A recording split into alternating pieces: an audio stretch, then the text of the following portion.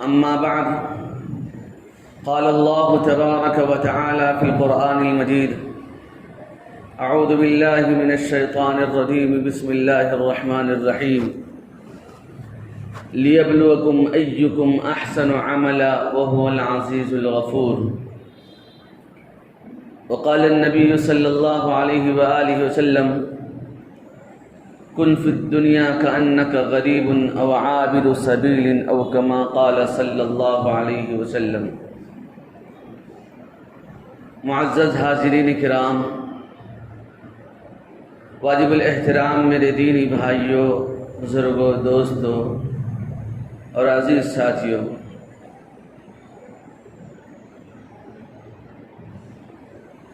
دنیا ایک حقیقت ہے اور اس کی ضرورتیں بھی ایک حقیقت ہیں.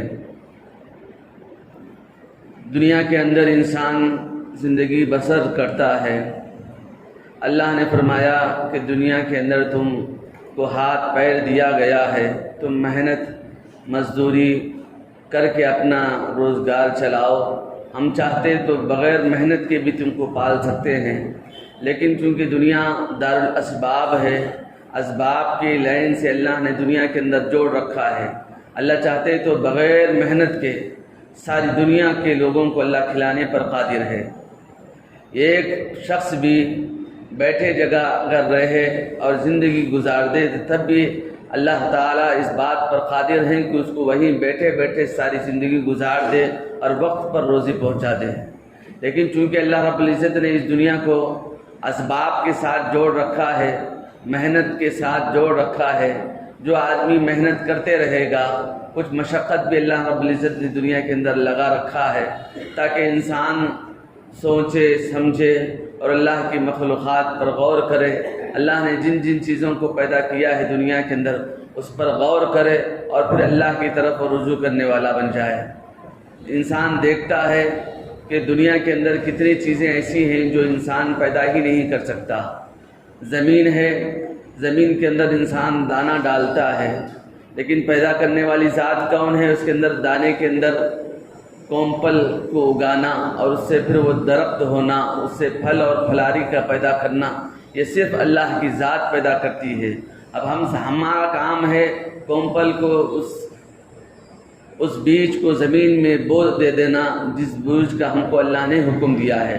ہم بوئیں گے نہیں اور پھر ہم سوچیں گے کہ ہم کھائیں گے تو ممکن نہیں ہے. ہم زمین میں دانہ ہی نہیں بوئیں گے اور پھر ہم اللہ سے امیدیں لگائے رکھیں گے کہ اللہ ہم کو دنیا کے اندر اچھا پھل پھلاری عطا کر، تو کیسے ممکن ہے؟ تو اللہ نے اس دنیا کو اسباب کے ساتھ جوڑ رکھا ہے. زمین کو ہل چلانا پڑتا ہے، جوتنا پڑتا ہے، اس کے بعد پھر اس کے اندر دانہ ڈالنا پڑتا ہے. دانے کے بعد اللہ جب انسان یہ سب کچھ کر جائے گا اس کے بعد بھی اللہ ہی کے اوپر نظر رکھنا ہے. اللہ تعالیٰ اس کے اندر سے جھاڑ اگائے گا، پھر اس کے اوپر پھل پھلاری لگائے گا، اس کے بعد پھر انسان اس سے مستفید ہوگا. ایسے ہی دنیا کے اندر بھی اللہ رب العزت نے جیسے دنیا کی عقل انسان کو اللہ نے عطا فرمائی ہے کہ کچھ محنت کرنے سے کچھ انسان کو حاصل ہوتا ہے، کچھ کام کرنے سے انسان کو کچھ دنیا کی فوائد حاصل ہوتے ہیں، اسی طریقے سے اللہ رب العزت نے آخرت کے فوائد بھی اسی انداز سے لگائے ہیں. آخرت کے فوائد بھی اللہ رب العزت نے اسی انداز سے لگایا ہے کہ اگر کوئی انسان آخرت کے لیے کچھ مشقت کرے گا، کچھ اللہ رب العزت کی یاد کرے گا، اللہ رب العزت کی عبادت کرے گا، اللہ کو یاد کرتا رہے گا، تو اللہ رب العزت اس کے بھی مسائل حل فرمائیں گے. اگر ہم صرف یوں ہی بیٹھے بیٹھے نہیں بھائی صرف دنیا ہی مقصود ہے اور دنیا ہی کے اندر انسان سب کچھ کرتا رہے اور پھر آخرت کے لیے کچھ نہ سوچے تو پھر وہ انسان کی بڑی بھول ہوگی، وہ انسان کی بڑی بھول ہوگی. جیسے دنیا کے اندر انسان کو بیج بونا انسان کا کام ہے، اس کے بعد کا کام اللہ رب العزت کا ہے، اور اس کے بعد بھی انسان کو چاہیے کہ اللہ ہی پر بھروسہ کرے. بیج لگانے کے بعد بھی اللہ ہی کی ذات پر بھروسہ کرے، اسی طریقے سے انسان کو دنیا کے اندر آنے کے بعد آخرت کا حاصل کرنا، اللہ کی رضا کا حاصل کرنا، اللہ رب العزت ہم سے راضی ہو جائے، میرا رب ہم سے راضی ہو جائے، اس کے لیے بھی کچھ محنت کی ضرورت ہے، اس کے لیے بھی کچھ مشقت کی ضرورت ہے۔ کچھ مشقت انسان کرتا رہے گا تو پھر اللہ رب العزت وہاں کے لیے بھی راستے ہموار فرمائیں گے، آخرت کے عام مسائل بھی ہمارے لیے حل ہو جائیں گے۔ ہم صرف ہاتھ پر ہاتھ دھرے رہیں گے، صرف دنیا ہی مقصود کہیں گے، دنیا ہی مقصود کہہ کر ہم خاموش بیٹھے رہیں گے تو کام نہیں چلتا۔ جیسے ہمارے اساتذہ، ہمارے بڑے لوگ مثال دیتے ہوئے فرماتے ہیں کہ اسٹیشن ہے، پلیٹ فارم ہے، پلیٹ فارم کو کوئی انسان مخصوص سمجھ کر وہاں بیٹھے رہے گا تو کوئی انسان وہاں بیٹھنے کی اجازت نہیں، پہلی بات تو اس لیے کہ وہ پلیٹ فارم ہے۔ بھائی آپ کی گاڑی کب آئے گی؟ 1 گھنٹے بعد آئے گی، 4 گھنٹے بعد آئے گی، اس کے بعد وہاں سے اس کو رواں دواں ہونا ہے، وہی مقصود بنائے گا، وہیں بیٹھے رہے گا اور وہیں کھانا پینا رہنا، تو لوگ وہاں اس کو رہنے بھی نہیں دیں گے۔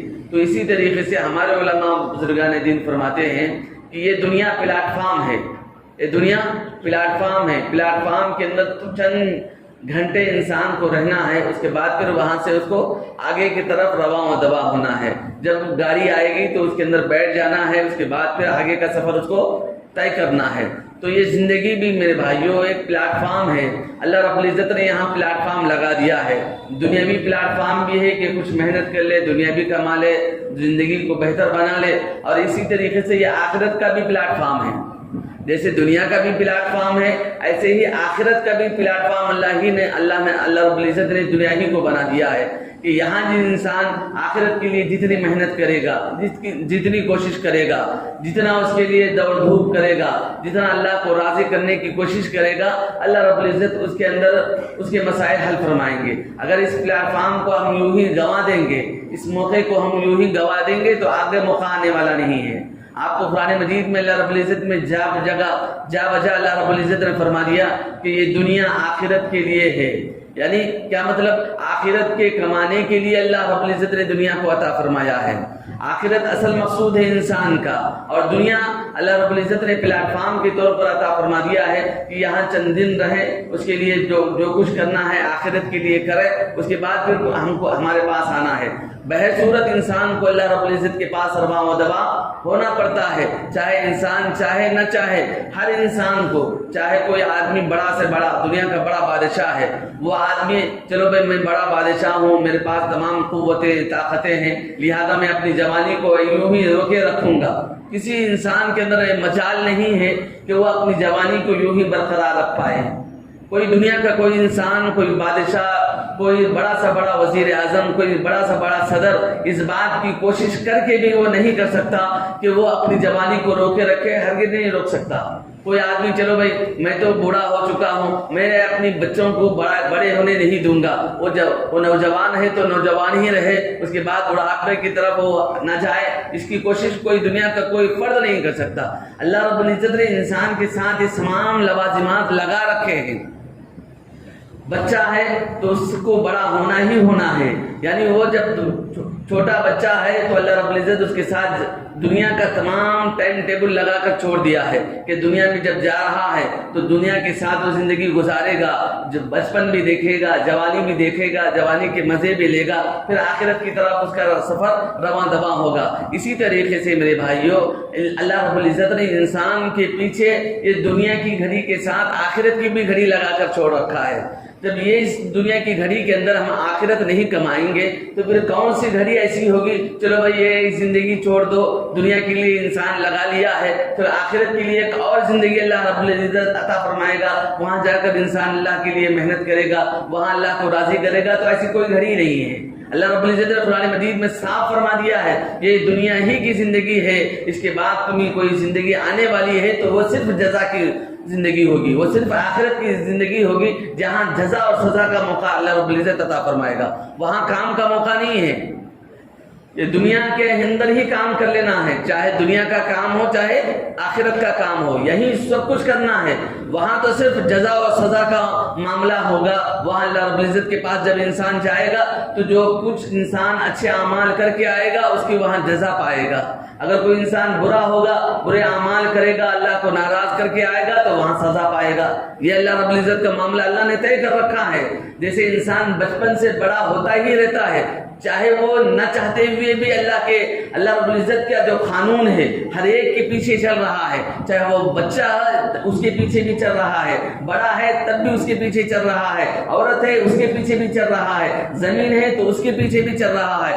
ہر انسان کے پیچھے اللہ رب العزت کا حکم کار فرما ہے۔ ہر انسان کے پیچھے، ہر جاندار کے پیچھے، ہر نظر آنے والی چیز کے پیچھے اللہ رب العزت کا حکم کار فرما ہے۔ آپ درخت کو دیکھ لیں تو چند سال پہلے وہ چھوٹا سا تھا، اس کے بعد دیکھتے دیکھتے ہمارے سے بڑا ہو گیا، اس کے بعد دیکھتے دیکھتے اتنا بڑا ہو گیا کہ وہ سائیدار ہو گیا، لوگ ان کے سامنے آ کر بیٹھنے لگے۔ اس کے بعد ایک وقت آیا کہ وہ بالکل لاغر ہو گیا، کمزور ہو گیا، اس کے پاس کوئی بیٹھنے والا نہیں رہے گا۔ تو اللہ رب العزت کا حکم ہر چیز پر کار فرما ہے۔ وہ درخت بھی ہے تو اس کے پیچھے بھی انسان اللہ رب العزت کا حکم کار فرما ہے، انسان ہے تو انسان کے پیچھے بھی اللہ رب العزت کا حکم کار فرما ہے، بچہ ہے تو بچے کے پیچھے بھی اللہ رب العزت کا حکم کار فرما ہے۔ ایسے ہی ایک بیج ہے، جیسے جو زمین میں درخت کے طور پر لگایا جاتا ہے، اس کے اوپر بھی اللہ رب العزت کا حکم کار فرما ہے، اس کے پیچھے بھی اللہ رب العزت کا حکم کار فرمان ہے۔ تو ہر چیز کے پیچھے اللہ کا حکم کار فرما ہے۔ تو اللہ رب العزت ہم کو حکم یہ دیتا ہے کہ دنیا کے اندر ساری ضرورتیں ہیں انسان کی، ہر ضرورت کو انسان ضرورت سمجھ رہا ہے، لیکن آخرت کی ضروری چیز کو انسان ضروری نہیں سمجھ رہا ہے۔ جیسے مثال کے طور پر علماء فرماتے ہیں کہ ہمارے پاس ضرورت ہے، جیسے مثال کے طور پر ہر انسان کو اپنے گھر کے اندر ضرورت کا تقاضا آتا ہے، بچوں کو بھی، بڑوں کو بھی، عورتوں کو بھی، بوڑھوں کو بھی، سب کو ضرورت کا تقاضا آتا ہے۔ ضرورت کے تقاضے کے تحت میں ہم اپنے گھروں کے اندر بیت الخلاء، لیٹرن وغیرہ بناتے ہیں، کیوں؟ اس لیے کہ انسانی ضرورت کا تقاضا ہے اور لازمی حصہ ہے، اور لازمی حصہ ہے تو گھروں کے اندر اس کو رکھا جاتا ہے۔ ہم دور جا کر کیسے کریں؟ دور جائیں گے تو وہاں ہماری زمین نہیں ہوگی، جہاں ہماری زمین ہوگی وہاں ہم بنائیں گے۔ تو ہم جیسے اپنے گھروں کے اندر انتظامات کرتے ہیں یہ ضرورت کا حصہ سمجھ کر، ایسے ہی اس سے کہیں زیادہ ضرورت ایک مسلمان کی آخرت کی ضرورت ہے، ایک مسلمان کی آخرت کی ضرورت ہے، لیکن اس کے پیچھے ہماری کوئی محنت کار فرما نظر نہیں آتی۔ وہ اللہ ماشاءاللہ بعض لوگ ایسے ہوتے ہیں جو ماشاءاللہ سے محنت کرتے ہیں، زندگی کا ایک حصہ اللہ کے لیے لگا دیتے ہیں، لیکن اکثروں میں یہ بات نظر نہیں آتی میرے بھائی، اکثر لوگوں کے اندر یہ بات نظر نہیں آتی۔ اس لیے میرے بھائیوں ہم سب کو چاہیے کہ ہم کو ایک نہ ایک دن اللہ کے حضور حاضر ہونا ہے، یہ ہمارا ایمان ہے، یہ ہمارا ایمان ہے، ہر مومن کا ایمان ہے، چاہے اس پر ایمان اس کو محسوس ہو یا نہ محسوس ہو، لیکن پھر بھی ہمارا ایمان ہونا چاہیے۔ بعض لوگوں کو علم نہیں ہوتا، اس کے باوجود وہ محسوس نہیں کرتے، لیکن پھر بھی ہمارا ہر مومن کا، ہر مسلمان کا اس بات پر ایمان ہونا چاہیے کہ ایک نہ ایک دن اللہ کے حضور میں جانا ہے۔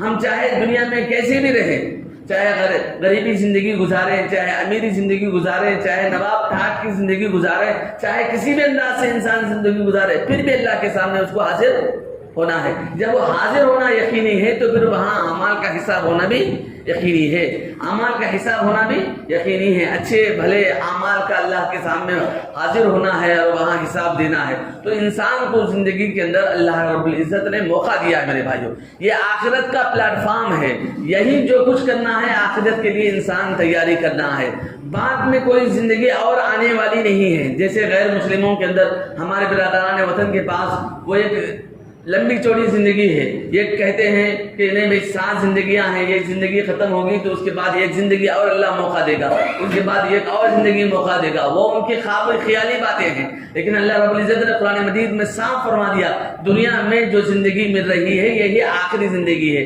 اس کے بعد جو زندگی ہوگی وہاں جزا اور سزا کی زندگی ہوگی، زندگی ایک اور ہوگی لیکن وہ جزا اور سزا کی زندگی ہوگی، وہاں اعمال کی زندگی نہیں ہوگی۔ اعمال کی زندگی صرف یہی ہے جو کچھ انسان دنیا کے لیے محنت کرنا ہے وہ اسی دنیا میں کرنا ہے، آخرت کے لیے بھی کرنا ہے تو اسی دنیا کے اندر کرنا ہے آخرت کی۔ اس لیے حضرت فاطمہ الزہرا رضی اللہ عنہا ایک مرتبہ حضور پاک صلی اللہ علیہ وسلم کے پاس آئیں، آ کر کہنے لگی کہ یا رسول اللہ صلی اللہ علیہ وسلم میں محنت کرتی ہوں میرے پانی لاتے ہوئے مشکیزیں لاتے ہوئے میرے پیٹھ پر دھبے پڑ جاتے ہیں اور مجھے بہت کام اور میں محنت کرتے کرتے میرے کپڑے میلے کچیلے ہوتے ہیں کوئی خادم دیا جائے تاکہ وہ بھی میرے ہاتھ بٹا دے۔ نبی علیہ الصلوۃ والتسلیم نے فرمایا کہ بیٹی فاطمہ نہیں، تم سبحان اللہ ہر نماز کے بعد 33 مرتبہ پڑھ لیا کرو، اور ہر نماز کے بعد الحمدللہ 33 مرتبہ پڑھ لیا کرو، اللہ اکبر 34 مرتبہ پڑھ لیا کرو۔ یہ بہتر ہے خادم سے تمہارے حق میں۔ اگر تمہارے لیے دنیا کے اندر ایسا نہ ہو، مشقت لگ رہی، کوئی بات نہیں، کل وہاں تم کو اعمال میں کمی نہیں ہونا چاہیے۔ خادم کی وجہ سے تم خاموش بیٹھ گئی اور کام نہیں کرے، اللہ کو راضی نہیں کیے، اپنے شوہر کو راضی نہیں کیے، کل قیامت میں اللہ کے پاس آ جائیں گے، سبحان اللہ ایک مرتبہ کم ہوگا تو میں تمہاری مدد نہیں کر سکوں گا۔ رسول اللہ صلی اللہ علیہ وسلم نے کیا فرمایا؟ میں تمہاری مدد نہیں کر سکوں گا، تمہارے اعمال اگر کمزور ہوں گے تو اس وقت بھی میں تمہاری مدد نہیں کر سکوں گا۔ اس لیے بیٹی تم سبحان اللہ ہر نماز کے بعد 33 مرتبہ، ہر نماز کے بعد الحمدللہ 33 مرتبہ، اللہ اکبر 34 مرتبہ پڑھ لیا کرو۔ آقا مدنی علیہ الصلوۃ والتسلیم کی صاحبزادی لخت جگر نور نظر نبی علیہ الصلوۃ والتسلیم کا جسم کا ٹکڑا، آقا مدنی علیہ السلام نے فرمایا کہ میرا یہ جسم کا ٹکڑا ہے فاطمہ، اس کے باوجود بھی نبی علیہ الصلوۃ والتسلیم نے فرما رہے ہیں کہ بیٹی تجھے جو کچھ کرنا ہے دنیا کے اندر ہی کرنا ہے، آخرت میں وہاں کرنے والا کوئی عمل نہیں ہوگا، یہی جو کچھ کریں گے وہاں اس کا صلہ ملے گا۔ اس لیے میرے بھائیوں ہم کو بھی دنیا کے اندر جو کچھ اعمال کرنا ہے یہی کر لینا ہے، چاہے کیسا بھی موقع ہو، یہ بیماریوں کا موقع ہو، وباؤں کا موقع ہو، چلتے پھرتے اڑتے بیٹھے میں اپنے رب کی طرف رجوع ہو جاؤں۔ ہر بندہ محتاج ہے، ہر بندے کے ساتھ اللہ رب العزت کا حکم لگا ہوا ہے۔ میں نے ابھی بتایا نا کیسے حکم کو پہچاننے کے لیے ہر انسان کے پیچھے اللہ کا حکم چل رہا ہے، پہچاننے کے لیے کیسا ہے؟ میں بچپن میں چھوٹا تھا لیکن آج اتنا بڑا ہو گیا تو اس کے پیچھے کس کا حکم چل رہا ہے؟ اللہ ہی کا حکم چل رہا ہے۔ ہم اپنے آپ کو پیچھے تھوڑا سا غور کر لیں تو اس وقت محسوس ہوگا کہ اللہ رب العزت کی کاریگری کیسی چل رہی ہے، اللہ کا حکم ہمارے پیچھے کیسے چل رہا ہے۔ ہم سمجھتے ہیں کہ اللہ ہمارے طرف توجہ نہیں دے رہا۔ میرے بھائیوں یہ سب باتیں غلط ہیں، یہ سب باتیں بے توجہی کی باتیں ہیں۔ اللہ رب العزت ہماری ہر بات کو سن رہا ہے، ہماری اچھی بات کو بھی سن رہا ہے، ہماری بری بات کو بھی سن رہا ہے، ہماری دعاؤں کو بھی سن رہا ہے اور ہماری بددعاؤں کو بھی سن رہا ہے۔ میرے بھلا رب تو وہ ہے، ہمارے اسلاف فرماتے ہیں کہ میرا رب تو وہ ہے جو شیطان کو بھی دھتکارتے ہوئے اس کی دعا بھی قبول کرنے والا ہے۔ رب تو وہ ہے جو شیطان کو اپنے بارگاہ سے دھتکارتے ہوئے اس کی بھی دعا قبول کرنے والا ہے، وہ ہمارا رب ہے۔ اللہ رب العزت جو کہ ہم اس کے بندے ہیں، ہم اس کی طرف رغبت کرتے ہیں، ہم اس کو چاہتے ہیں، تو کیا وہ ہماری دعائیں کو قبول نہیں کرے گا؟ ضرور قبول کرے گا۔ یہ الگ بات ہے کہ آج ہم کو محسوس نہیں ہوتا، اس لیے ہمارے اسلاف کہتے ہیں کہ ہم ایک دنیا کے اندر ایک ٹارگٹ بناتے ہیں کہ میرا ٹارگٹ فلاں ہے۔ اب ہم ٹارگٹ کے مطابق ہماری دعائیں قبول ہوتی ہوئی نظر نہیں آتی، اور ہم یہ نہیں سوچتے کہ میرا اصل ٹارگٹ کیا ہونا چاہیے۔